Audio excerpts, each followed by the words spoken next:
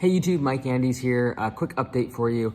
It's pretty late here at night, but I wanted to make a video on my second channel here just because there's so much craziness happening in the stock market right now. I've been really busy. We have a conference coming up. I have training this entire week, but I want to make a quick video and just share what I'm doing. I don't want to be the guy that is like rah, rah, rah when the stock market's going up, and then when it's crashing, they just disappear. I am continuing to buy the dip.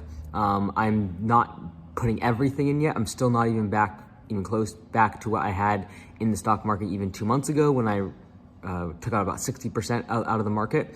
What I'm currently doing is selling. I've sold out all of my positions, almost all of my positions in very steady stocks. So Vale, which does mining down in Brazil, took my money out of them at around $14.50 per share. Walmart, sold all my share in them. I sold Intel. All of those stocks that aren't bad stocks. I sold them all at highs, all at gains, all doing very well. But right now, with these growth stocks just plummeting, that in the moment, I do believe in. Literally, if you go back to October, I talked about how they were overvalued. They're now 50 to 80% down, some of these stocks, and they're becoming in the position where there is just no reason not to buy them. Now, do I think this is the bottom? I do not. Let me be very clear that this Friday, there's gonna be new CPI data coming out. Inflation is gonna be like 7.1, 7.2%. If it goes above that, it's even be more scary. People are gonna freak out more. But I do feel like we are approaching a peak fear. This Friday could be potentially the peak fear in my mind, and a really good opportunity to get into the market in a even more full way. So I'm not all in. I'm not going deep into margin or anything like that right now, but I'm definitely coming back into the market. And if Friday goes really, really south, I'll be probably buying in more. I do feel like there are some really deflationary pressures. Not saying that we're going to have deflation, but there are deflationary pressures that are going to counteract the inflation that we're currently having. Those deflationary pressures are going to be a massive influx of supply as the supply chain ramps back up and gets up to speed. Also deflationary pressure, honestly, Omicron. People not working, people spending less, the stimulus being stopped in terms of the child credit. In May here, we have the stoppage of paying on student loans and student debt. That will be stopping. And so more importantly though, interest rates are going to be getting hiked. And not only interest rates are getting hiked, the Fed is actually going to be getting rid of bonds on their balance sheet. They're literally going to get rid of the bonds on their balance sheet, which is going to be, again, they're doing all this to try to slow down inflation. My prediction is that they're going to do this almost too quickly at the same time that the supply chain comes back on board and gets back streamlined. And so I expect kind of mid 2020, end of 2020, sorry, what did I say, 2020, mercy. And to the middle of 2020 to the end of 2022, as the supply chain lags, usually around 12 to 18 months, the same way that March 2020 was the beginning of COVID and caused a massive supply chain shortage and a lot of issues in the supply chain because so many factories shut down and all the rest of it. And then we felt the impact of that 12 to 18 months later throughout 2021.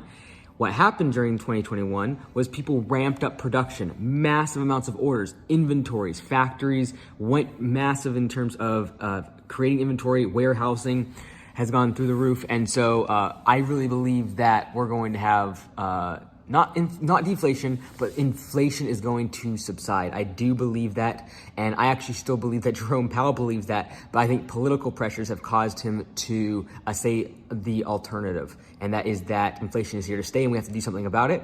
And I believe that they're going to do this very quickly in terms of ramping up interest rates and getting rid of the bonds that are on the Fed's balance sheet.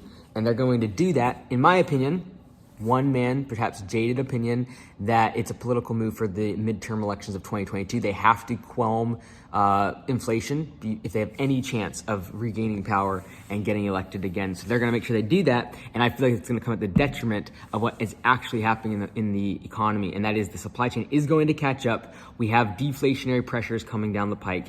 And I'm getting ready for that time because that's when growth will start to become more valuable. Right now, it's looked down on a lot. The these tech valuations have got out of hand, as I talked about in October, and I sold out so much of my stocks, and now I'm starting to buy back in. It's at very, very good discounts. And even if you buy in now, it goes down another 10, 15, 20%.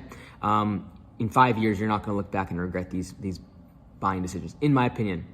Not financial advice. I don't really care. It's what I'm doing. I'm just telling you what I'm doing. I believe these are good valuations now of stocks that used to be massively overvalued, but they are going to be the future. And 1 out of 10 of them might go bankrupt, and that's what everyone's fearing right now. But the other 9 out of 10 are going to be the businesses of the future in the next 10 years, and their returns are going to be substantially higher than the companies that I've been selling out of, like Berkshire Hathaway. It's not going to triple in the next couple of years in terms of valuation. The other stocks that have literally are down 80%. Look, if a stock is down 80%, if it just gets back to where it was before, which is again overvalued, if it just gets back to where it was before, it's gonna 5x.